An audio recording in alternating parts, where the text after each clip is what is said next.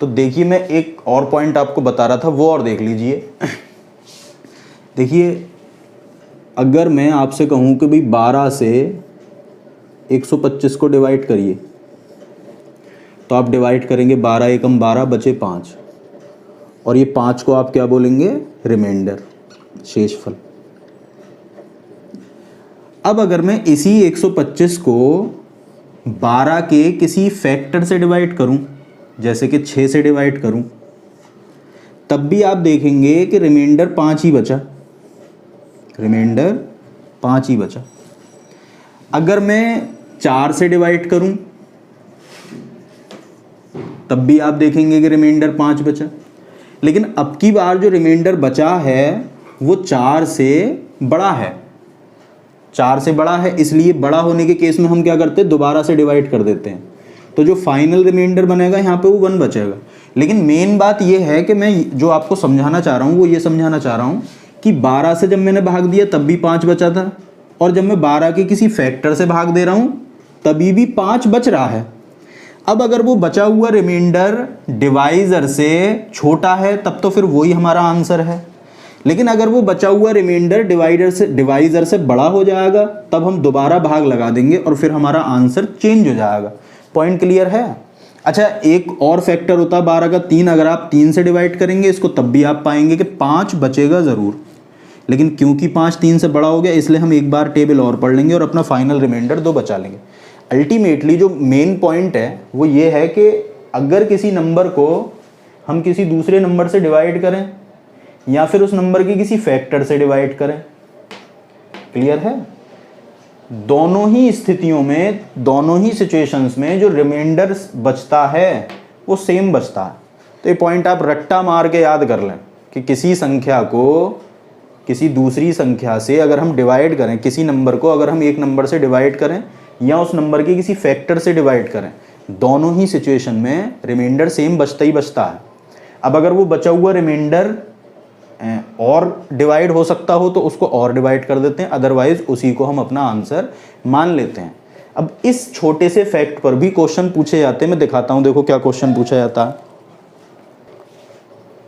तो ये रहा दोस्तों आपका क्वेश्चन, देखो बहुत इजी क्वेश्चन है ये। कह रहा है जब एक संख्या को 32 से भाग किया जाता है तो शेषफल 29 आता है। 32 से जब आप एक नंबर को डिवाइड कर रहे हैं तो रिमाइंडर आपका कितना आ रहा है, 29।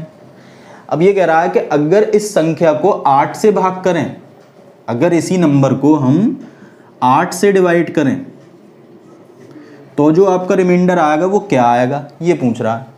तो अगर आप ध्यान से देखें तो ये 8 जो है वो 32 का फैक्टर है, और अभी मैंने आपको बताया कि किसी नंबर को 32 से भाग करो या 32 के फैक्टर से भाग करो, दोनों ही कंडीशन में रिमाइंडर सेम आता है। तो यहाँ पे भी रिमाइंडर 29 ही आ जाएगा आपका। लेकिन क्योंकि 29 8 से बड़ा है इसलिए हम 8 से दोबारा इसको भाग लगा देंगे, 8 तिया 24, और हमारा आंसर हो जाएगा 5। क्लियर है? तो इस क्वेश्चन का आंसर हो गया 5। बहुत सारे बच्चों को ये क्वेश्चन रटा हुआ होता है, वो याद कर लेते हैं कि ये वाले टाइप का जो क्वेश्चन है उसमें इससे इसको भाग दे देनी है, लेकिन उनको ये पता नहीं होता क्यों। तो वो मैंने आपको क्लियर कर दिया कि क्यों करते हैं ऐसा। असल में 29 को ही भाग देनी पड़ रही है लास्ट में आके हमें। अगर आप गौर से देखें तो 32 से भाग देने पे 29 बचा था, 8 से भाग देने पे भी 29 बचेगा, लेकिन क्योंकि 29 8 से बड़ा है इस वजह से हमें 29 को दोबारा से भाग करना पड़ा है। अगर यहाँ पे 29 ना होकर कोई छोटा नंबर होता, मानो 2 होता या फिर 3 होता, तो फिर यहाँ पे भी 3 बच जाता और फिर हमें कुछ भाग देने की ज़रूरत नहीं होती। ठीक है, यही आंसर हो जाता। मीन्स इस क्वेश्चन में हमें करना ही नहीं होता कुछ भी, आंसर ही 3 हो जाता। क्लियर है ना बात? तो भाग देना हमारी मजबूरी है, क्योंकि जो रिमाइंडर आ रहा है वो 8 से बढ़ा रहा है, इसलिए भाग देना पड़ता। तो आप चाहे रट्टा मार लें इस क्वेश्चन का कि भी इससे जो नया वाला भाजक है उससे रिमाइंडर को डिवाइड कर देते हैं, या फिर पूरा बेसिक समझ लें। क्लियर है बात? ऐसे कई क्वेश्चन आपको बुक में देखने को मिलेंगे। मानो अगर मैं नंबर चेंज कर लेता हूं, जैसे अगर मैं यहां कर दूं 899 और यहां कर दूं 63, यहां कर दूं 29, 899 63 और 29। तो अभी भी ये वही क्वेश्चन है, आप फिर से वही क्वेश्चन है कि जब एक संख्या को इतने से डिवाइड किया जाता है तो रिमाइंडर इतना आता है, इससे भाग करेंगे तो रिमाइंडर क्या आएगा।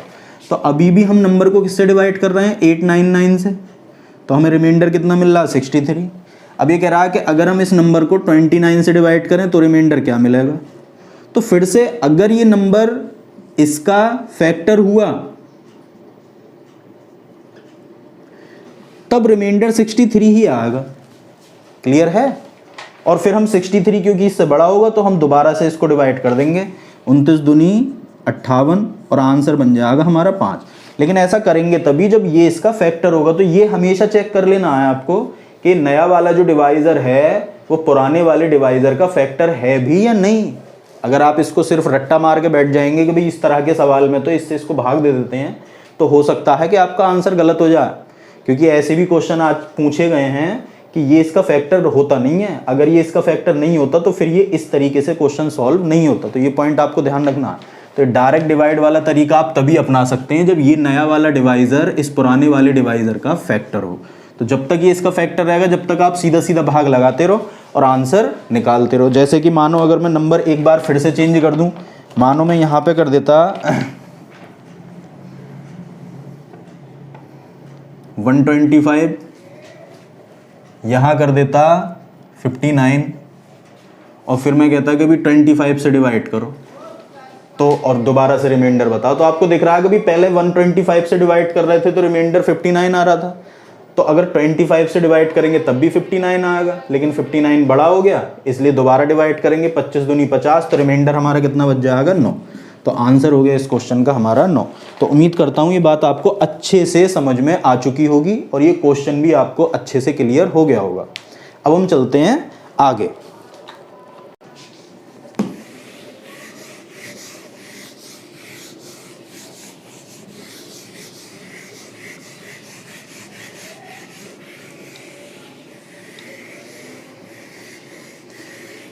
तो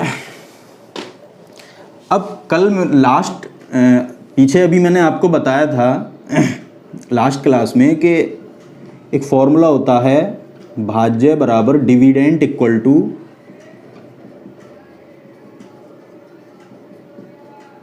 भाजक मतलब डिवाइजर इनटू भागफल मतलब कोशेंट प्लस शेषफल मतलब रिमाइंडर। इसको नोटेशन फॉर्म में हम ऐसे भी लिख देते हैं फॉर्मूले को। तो ये फॉर्मूला मैंने बताया था, ये फॉर्मूला यहाँ से मैंने समझाया था कि जैसे आप 2 से 9 को डिवाइड कर रहे हैं तो आपने टेबल पढ़ी 4 टाइम तो आपका रिमाइंडर बचा 1। तो मैंने बताया था कि भाई ये डिवाइज़र होता है, ये डिविडेंट होता है, ये कोशेंट होता है और ये रिमाइंडर होता है। और इन चारों में रिलेशन होता है कि अगर हम डिवाइज़र को कोशेंट से मल्टीप्लाई कर दें, भाजक को भागफल से गुणा करके उसमें शेषफल जोड़ दें, 2 दूनी 4, 2 चौक 8 और 1 9, तो हम देखते हैं कि हमेशा हमें भाज्य मिल जाता है, मतलब डिविडेंड मिल जाता है। तो यही तो ये फॉर्मूला है। तो ये फॉर्मूला हमें साफ बताता है कि रिमाइंडर है भाई। ठीक। अब आप एक चीज़ सोचिए, ये जो n है वो हमारा यही वाला तो नंबर है। अगर मैं इस नंबर को डबल कर दूं, 2 से मल्टीप्लाई कर दूं, तो फिर इस तरफ भी 2 से मल्टीप्लाई होगा या नहीं होगा। तो जैसे ही आप नंबर को डबल करेंगे, जैसे 9 को आपने डबल करा 18, तो इसके डबल होने के साथ साथ ये सारी चीजें भी डबल हो जाएंगी, रिमाइंडर भी डबल हो जाएगा, कोशेंट भी डबल हो जाएगा। डिवाइजर को हम चेंज कर नहीं रहे हैं, डिवाइजर हमने 2 का 2 ही रख रखा है। क्लियर है। तो डी को डबल नहीं करा है, क्यू को डबल किया है असल में हमने। क्लियर है। तो जैसे ही हम नंबर को डबल करेंगे तो हमने देखा यार रिमाइंडर भी डबल हो गया। ये बात को आप एग्जाम्पल से भी समझ सकते हैं। पहले मैं 2 से 9 को डिवाइड कर रहा था तो शेषफल 4 आ रहा था। अगर मैं 2 से 18 को डिवाइड करूं तो शेषफल, क्योंकि 18 9 का डबल है तो रिमाइंडर भी डबल हो जाएगा, तो रिमाइंडर 2 बचेगा। लेकिन क्योंकि 2 के बराबर है इसलिए मैं एक बार और टेबल पढ़ लूँगा तो लास्ट में मेरा आंसर 0 हो जाएगा। पॉइंट क्लियर है। अगर मैं इस नंबर को डबल ना करके 4 टाइम कर दूं तो फिर इधर भी 4 टाइम हो जाएंगी सारी वैल्यूज़। कहने का मतलब अगर आप नंबर को 4 टाइम करेंगे तो रिमाइंडर भी 4 टाइम हो जाएगा। फॉर एग्जाम्पल जैसे अगर मैं 5 से 8 को डिवाइड कर रहा हूँ तो 5 एकम 5, या फिर मैं 5 से 6 को डिवाइड कर रहा हूँ तो 5 एकम 5, कितना बचा 1। अब अगर मैं 5 से 6 को डिवाइड ना करूँ बल्कि 6 को 4 गुना कर दूँ, 4 टाइम कर दूँ, 6 चौक 24 कर दूँ, तो आप पाएंगे कि ये जो रिमाइंडर बचा था ये भी 4 टाइम हो जाएगा, मतलब 1 का 4 हो जाएगा। देख लीजिए 5 चौक 20, 4 बचा या नहीं। तो वही तो बात मैं आपको समझा रहा हूँ कि फॉर्मूले से बहुत ईजिली आप समझ सकते हैं कि जो भी नंबर है उसके साथ जो भी प्रोसेस आप करेंगे एग्जैक्टली वही प्रोसेस रिमाइंडर के साथ भी हो जाएगी। तो समझाना असल में मैं ये चाह रहा हूँ कि अगर आप नंबर को डबल करो, ट्रिपल करो, 4 टाइम करो, 5 टाइम करो, 6 टाइम करो, जितने टाइम आप नंबर को करोगे एग्जैक्टली उतने ही टाइम रिमाइंडर भी हो जाएगा, उतने ही गुना रिमाइंडर भी हो जाएगा। क्लियर है? अच्छा, अगर मैं एक नंबर लिया मैंने n1, उसको d से डिवाइड किया, फिर मैंने एक नंबर लिया n2, उसको भी d से डिवाइड किया, दोनों ही कंडीशन में रिमाइंडर अलग अलग बचे। अब अगर मैं n1 और n2 को प्लस कर लूं तो फिर ये भी तो प्लस हो जाएंगे।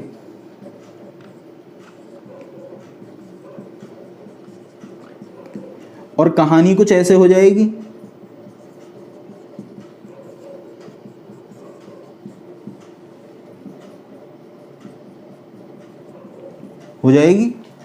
मतलब कि जैसे ही हमने नंबर प्लस करे तो हमने देखा कि रिमाइंडर भी प्लस हो गया। इस बात को आप एग्जाम्पल से भी समझ सकते हैं। जैसे मैंने 5 से 7 को डिवाइड किया तो रिमाइंडर कितना बचेगा 2। अगर मैं 5 से 17 को डिवाइड करूं तब भी रिमाइंडर कितना बचेगा 2। अगर मैं 5 से इन दोनों के योग को, इन दोनों के सम को डिवाइड कर दूं 17 और 7 24 को, तो क्योंकि मैंने नंबर्स प्लस कर दिए इसलिए इनका रिमाइंडर भी प्लस हो जाएगा, तो रिमाइंडर 4 हो जाएगा। क्लियर है ना बात? तो असल में समझाना मैं ये चाह रहा हूं कि जो भी संक्रिया, जो भी ऑपरेशन किसी नंबर के साथ किया जाता है एग्जैक्टली वही ऑपरेशन रिमाइंडर के साथ भी हो जाता है, अगर आप डिवाइजर को बदल नहीं रहे हैं तब। मतलब अगर मैं सीधे सीधे इन एग्जाम्पल से समझाऊं तो अगर आप किसी नंबर से किसी दूसरे नंबर को डिवाइड कर रहे हैं तो आपको जो रिमाइंडर मिलेगा वो रिमाइंडर एग्जैक्टली वही बिहेव करेगा जो बिहेव आप इस नंबर के साथ करोगे। अगर आप इसको डबल करोगे ये डबल हो जाएगा, अगर आप इसको 3 टाइम करोगे ये 3 टाइम हो जाएगा, अगर आप इसका स्क्वायर करेंगे ये स्क्वायर, तो रिमाइंडर का भी स्क्वायर हो जाएगा। अगर आप 5 से एक दूसरे नंबर को डिवाइड करें और उस नंबर और इस नंबर को प्लस कर लें तो रिमाइंडर भी प्लस हो जाएंगे। तो जो ऑपरेशन भाज्य के साथ करना है आपको, जो ऑपरेशन नंबर्स के साथ करना है वही ऑपरेशन एग्जैक्टली रिमाइंडर्स के साथ भी हो जाता है। उम्मीद करता हूँ ये बात आपको अच्छे से समझ में आ गई होगी। इस पॉइंट से बुक में आपके ढेरों क्वेश्चन मिलेंगे। इस तरह से बहुत क्वेश्चन आते हैं, बहुत इजी जिनको आप बगैर पेन उठाए सॉल्व कर सकते हैं। जैसे क्वेश्चन पूछा जाता है कि भाई 15 से एक संख्या को भाग देते हैं तो रिमाइंडर 3 बचता है, अगर उस संख्या का स्क्वायर कर दें तो रिमाइंडर क्या बचेगा। तो जैसे ही आपने सुना स्क्वायर, आप रिमाइंडर का स्क्वायर कर दो। तो पहले रिमाइंडर 3 था, मैंने बोला कि 15 से किसी नंबर को डिवाइड करते हैं तो रिमाइंडर कितना बचता है 3। या इस बात को ऐसे समझ लिए 15 से किसी नंबर को डिवाइड कर रहे हैं तो रिमाइंडर कितना बच रहा है 3।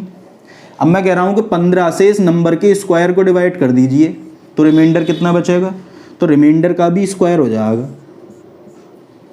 रिमाइंडर 9 हो जाएगा। क्लियर है? अब क्योंकि 9 15 से छोटा है, क्योंकि 9 15 से छोटा है, इसलिए हम इसी को आंसर मान लेंगे। अगर ये बड़ा आ जाता तो भाग कर लेते। अगर मैं स्क्वायर करने को नहीं बोलता, कुछ और करने को बोल देता, मानो क्यूब करने को बोल देता, तो आप इसका क्यूब कर देते। क्लियर है ना बात? जो भी चीज़ मैं इस नंबर के साथ करने को बोलूँगा वही काम आप रिमाइंडर के साथ कर देंगे। ऐसे बहुत क्वेश्चन है आपकी बुक में।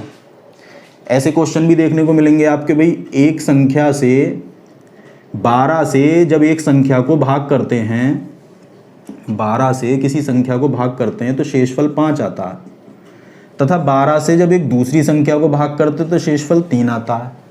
अगर हम 12 से इन दोनों संख्याओं के योगफल को भाग करें तो शेषफल क्या आएगा, तो शेषफल भी प्लस हो जाएगा, तो शेषफल 10 आ जाएगा। क्लियर है? सॉरी 8 हो जाएगा। क्लियर है? अगर मैं कहता कि भाई 12 से एक संख्या को डिवाइड करने पर शेषफल 8 आता है और 12 से एक दूसरे संख्या को डिवाइड करने पर रिमाइंडर 3 आता है, अगर मैं 12 से इन दोनों नंबर्स के डिफरेंस को डिवाइड करूं तो रिमाइंडर क्या आएगा? अरे तो रिमाइंडर का भी डिफरेंस निकाल लो आप, 5 हो जाएगा। तो उम्मीद करता हूँ ये बात अच्छे से आपको समझ में आ गई होगी। तो ये पॉइंट आप रट्टा मार के याद रखें। ऐसे बहुत सारे क्वेश्चन हैं, मैं ओरली कुछ क्वेश्चन बोलता हूँ। चलिए, जैसे अगर मैं कहूँ कि भी एक संख्या को 10 से डिवाइड किया जाता तो शेषफल 3 आता, रिमाइंडर 3 आता। अगर हम इस संख्या को दोगुना कर दें तो रिमाइंडर क्या आएगा? एक संख्या को 10 से डिवाइड किया जाता तो रिमाइंडर 3 आता। अगर हम संख्या को दोगुना करके 10 से डिवाइड करें तो शेषफल क्या आएगा? तो शेषफल भी दोगुना हो जाएगा, 6 हो जाएगा। अगर मैं कहूँ एक संख्या को 15 से डिवाइड करने पर रिमाइंडर 4 आता है, अगर मैं इस संख्या का क्यूब कर दूं और फिर 15 से डिवाइड करूं तो शेषफल क्या आएगा? तो शेषफल का भी क्यूब हो जाएगा, शेषफल 64 हो जाएगा। लेकिन ये शेषफल 15 से क्योंकि बड़ा हो गया इसलिए हम इसको दोबारा डिवाइड कर देंगे, 15 चौका 60 और हमारा आंसर बन जाएगा 4। क्लियर है? अगर मैं आपसे कहूँ एक नंबर को 18 से डिवाइड किया जाता है तो रिमाइंडर 11 आता है और एक दूसरे नंबर को 18 से डिवाइड किया जाता है तो रिमाइंडर 12 आता है।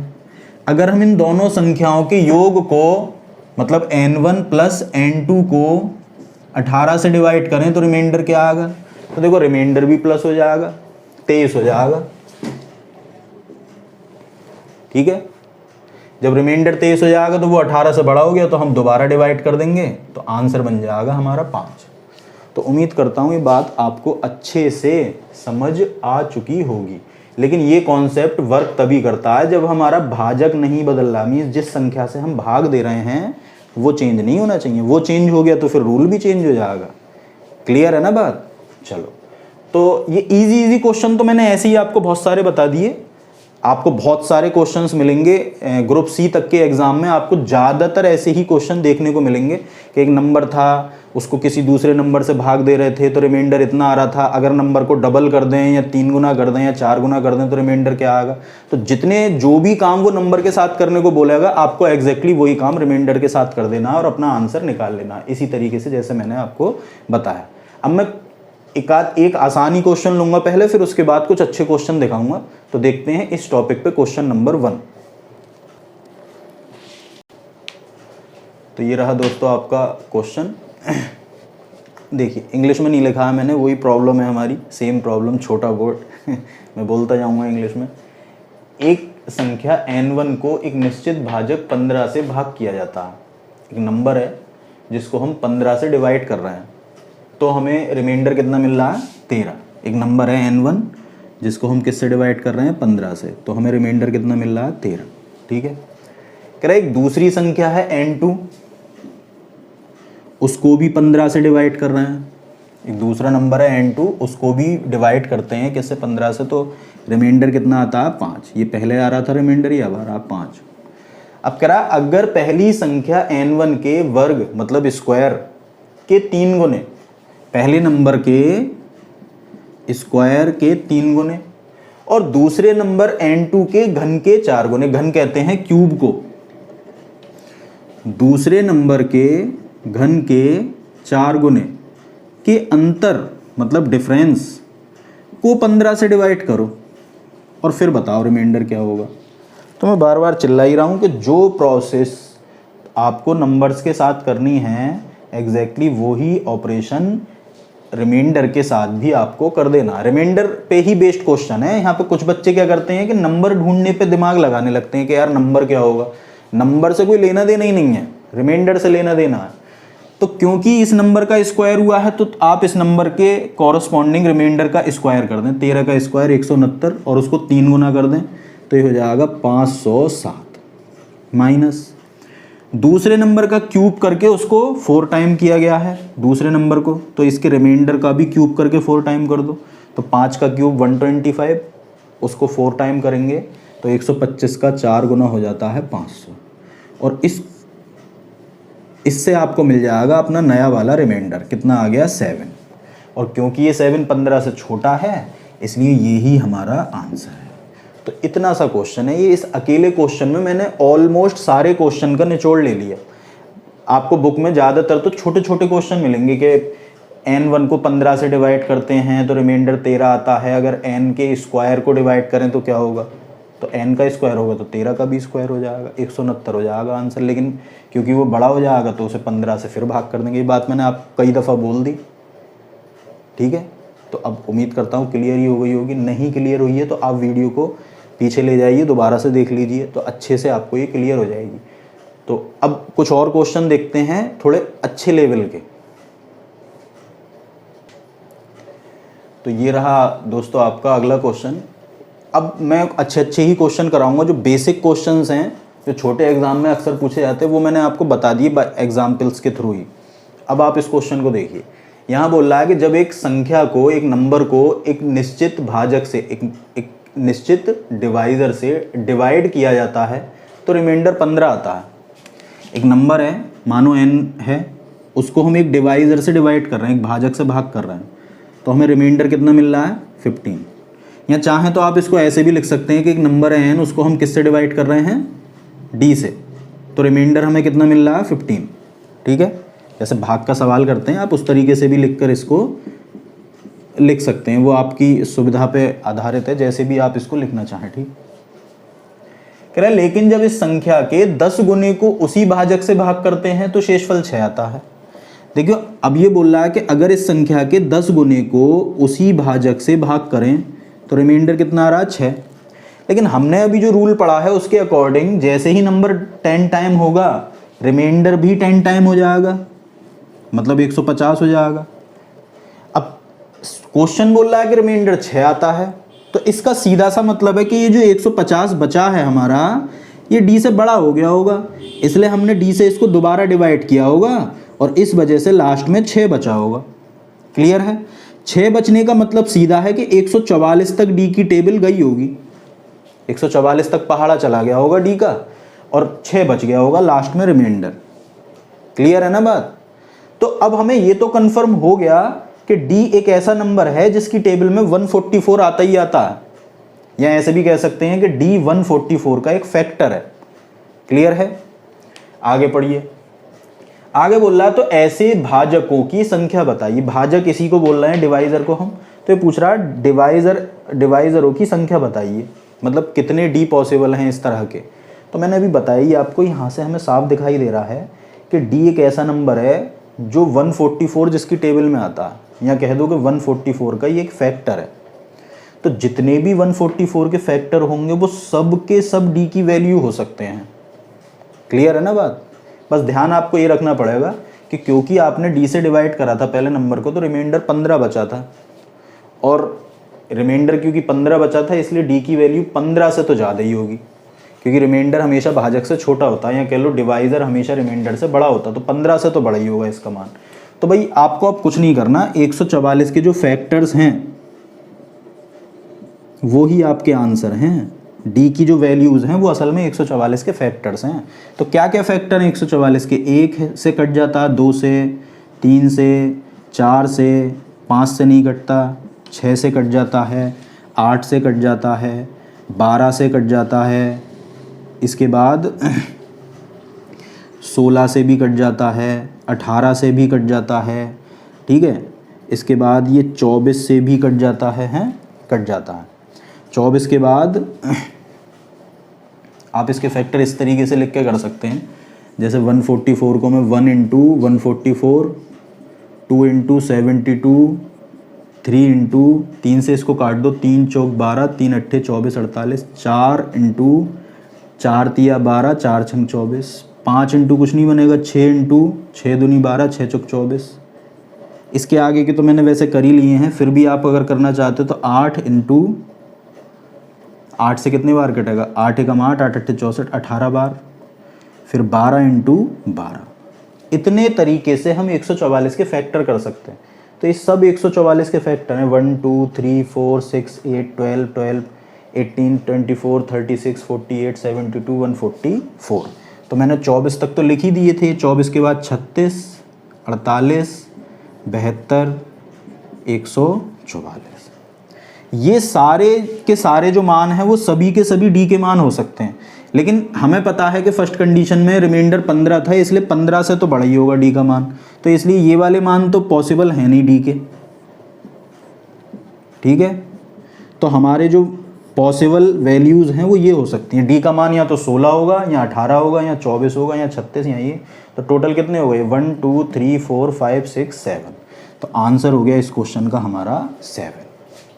क्लियर है बात? तो अब हम देखते हैं नेक्स्ट क्वेश्चन। तो ये रहा दोस्तों आपका अगला क्वेश्चन। देखिए यहाँ पे भी इंग्लिश में नहीं लिखा, मैंने बोलता जाऊँगा मैं। जब एक संख्या n को एक भाजक d से डिवाइड किया जाता है तो रिमाइंडर 14 आता है। जब एक नंबर n को d से डिवाइड कर रहे हैं तो रिमाइंडर कितना आ रहा है 14। कह रहा अगर इस संख्या के 3 गुने को उसी भाजक से डिवाइड करें, अगर 3n को d से डिवाइड करें तो रिमाइंडर, देखो जब नंबर 3 गुना हुआ तो रिमाइंडर भी 3 गुना हो जाना चाहिए, 14 तिया 42 हो जाना चाहिए, लेकिन क्वेश्चन कह रहा है कि रिमाइंडर 8 आता है। इसका साफ मतलब है कि भाई ये 42 ज़्यादा आया होगा डी से, इसलिए डी से हमने इसको दोबारा भाग करी होगी और तब कहीं जाके 8 बचा होगा। अब यहाँ 8 बचने का सीधा सीधा मतलब है कि डी का जो पहाड़ा गया होगा वो 34 तक गया होगा। अरे गया होगा नहीं गया होगा? इसका मतलब साफ है कि डी जो है वो 34 का एक फैक्टर है। अरे डी ऐसा नंबर रहा होगा कि उसका पहाड़ा 34 तक गया होगा। इसको आप ऐसे समझ सकते हैं कि डी से n को डिवाइड करा हमने तो पहले बचा 14, लेकिन जब d से हम 3n को डिवाइड करेंगे तो रिमाइंडर भी 3 टाइम हो जाएगा, 42 हो जाएगा। लेकिन क्वेश्चन तो कह रहा है कि रिमाइंडर 8 है, लास्ट में 8 बचना है। इसका मतलब साफ है कि 42 जो बचा है वो बड़ा हो गया होगा d से, इसलिए हमने और भाग करी होगी इसको, तो और भाग करी होगी तो पहाड़ा 34 तक ही तो पड़ा होगा, 34 तक पड़ा होगा तभी तो 8 बचे होंगे। तो इसका मतलब ये हो गया ना कि डी एक ऐसा नंबर है जिसकी टेबल में 34 आता है, 34 जिससे कट जाता है, मतलब कि 34 का फैक्टर है ये। क्लियर? आगे पढ़िए। कह रहा अगर इस संख्या के 4 गुने को, अगर इस संख्या के 4 गुने को डी से डिवाइड किया जाए तो रिमाइंडर क्या आएगा, ये पूछ रहा है। तो भाई ये तो हमें पता ही है कि जब नंबर 4 गुना होगा तो रिमाइंडर भी 4 गुना हो जाएगा, तो 14 चौका 56 हो जाएगा। लेकिन समस्या ये है कि क्या ये 56 हमारा आंसर होगा या फिर इस 56 को डी से और भाग करना पड़ेगा। तो ये चीज़ हम तभी बता सकते हैं जब हमें डी पता हो, तो इसलिए यहाँ पे पहले डी पता करना पड़ेगा हमें। तो डी हमने यहाँ पता कर तो लिया था। डी एक ऐसा नंबर है जिसकी टेबल में 34 आता है। तो 34 किस किस की टेबल में आता है? 1 की, 2 की, 17 की और 34 की। ये 4 ही ऐसे नंबर हैं, तो ये सब डी के ही पॉसिबल वैल्यूज़ हैं। लेकिन क्योंकि डी से इन नंबर्स को डिवाइड करके 14 बचा था एन को डिवाइड करके, तो इसका मतलब डी की वैल्यू 14 से तो कम होगी नहीं। इसका मतलब ये दोनों तो डी के मान है नहीं, तो डी का मान या तो 17 है या 34 है। तो अब अगर मैं डी का मान 17 मानूं तो फिर यहां मुझे 17 से डिवाइड करना पड़ेगा, तो जो मेरा रिमाइंडर आएगा वो 17 तिया 51 5 आ जाएगा। और अगर मैं डी की वैल्यू 34 मान लूं तो फिर मुझे ये जो रिमाइंडर आया है 56 उसको 34 से डिवाइड करना पड़ेगा। 34 एकम 34, तो कितना बचेगा? 22 बचेगा। तो इस क्वेश्चन के मेरे 2 आंसर हो सकते हैं, 5 या फिर 22। क्लियर है? तो ये हुआ हमारा एक और क्वेश्चन। आइए अब एक और क्वेश्चन देखते हैं हम इसी टॉपिक पे। तो ये रहा दोस्तों आपका अगला क्वेश्चन, सेम ही क्वेश्चन है, अब आप समझ ही गए हैं, बस मैं प्रैक्टिस के लिए एक क्वेश्चन और करा रहा हूँ। ये बोला एक नंबर है n, उसको d से डिवाइड किया जा रहा है। एक नंबर है n जिसको d से डिवाइड किया जा रहा है, तो रिमाइंडर कितना बच रहा है? 7। अब कह रहा है अगर n के स्क्वायर को d से डिवाइड कर रहे हैं तो रिमाइंडर बच रहा है 1। लेकिन हमारा रूल क्या कहता है कि भाई जैसे ही n का स्क्वायर होगा तो रिमाइंडर का भी स्क्वायर हो जाएगा, तो रिमाइंडर 48 आना चाहिए था। लेकिन क्वेश्चन बोल रहा है कि रिमाइंडर 1 आ रहा है। इसका मतलब साफ है कि 48 d से बड़ा रहा होगा, और d से हमने 7 का स्क्वायर 49, तो ये 49 डी से बड़ा रहा होगा, इसलिए हमने डी की टेबल पढ़ी होगी और 48 तक पढ़ी होगी टेबल, 48 तक, तब जाके 1 बच गया होगा। अब ये 48 बार नहीं पढ़ी गई होगी, 48 तक पढ़ी गई होगी। कहीं सोचो कि 48 बार पढ़ी गई होगी। तो इसका मतलब साफ है कि डी की टेबल में 48 आ रहा, तो डी 48 का एक फैक्टर हो गया, तो बस 48 के फैक्टर देख लीजिए, वही आपके आंसर है।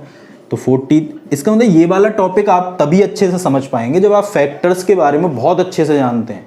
तो मैंने पीछे भी बोला था कि भाई आप पहले फैक्टर्स वाली जो मेरी वीडियो है, video number 4, number system part 5, वो आपको अच्छे से आना चाहिए, तब आप इस चैप्टर को बड़े आराम से समझते चले जाएंगे। और पूरा ही क्या है, मैंने जो पूरा नंबर सिस्टम पढ़ाया आप उसको पूरा पढ़ें ध्यान से, तो आप पाएंगे कि बहुत आसानी से आपको सारी चीज़ें क्लियर होती चली जाएंगी, बहुत आसानी से।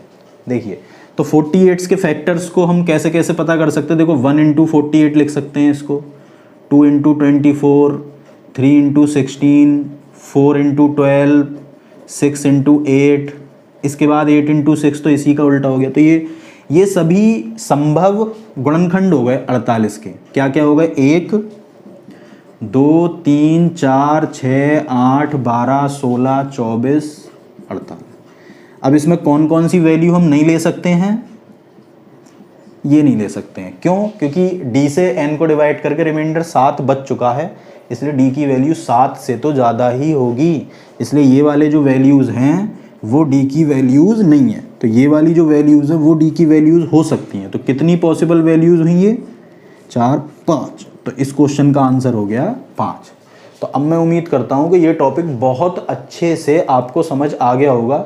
अब एक क्वेश्चन और देखते हैं शानदार, ये रहा आपका अगला क्वेश्चन। देखिए यहाँ बोल रहा है कि एक नंबर n, इसको जब हम d से डिवाइड करते हैं तो जो हमारा रिमाइंडर आता है वो 7 आता है। अब ये कह रहा है कि अगर हम 2d से भाग करते, मतलब n को 2d से डिवाइड करते, तो जो हमारा रिमाइंडर आता वो 20 आता।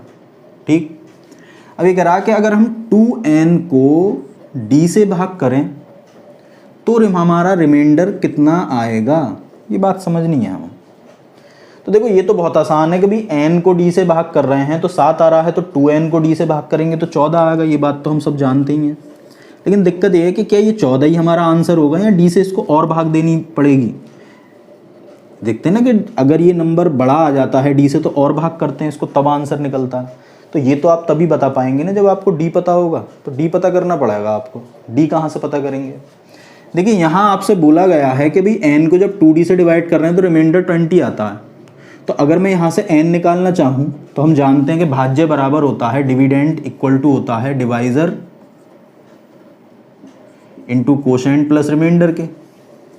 तो अगर मैं यहाँ से n निकालना चाहूँ तो वो हो जाएगा 2d इंटू क्यू प्लस 20।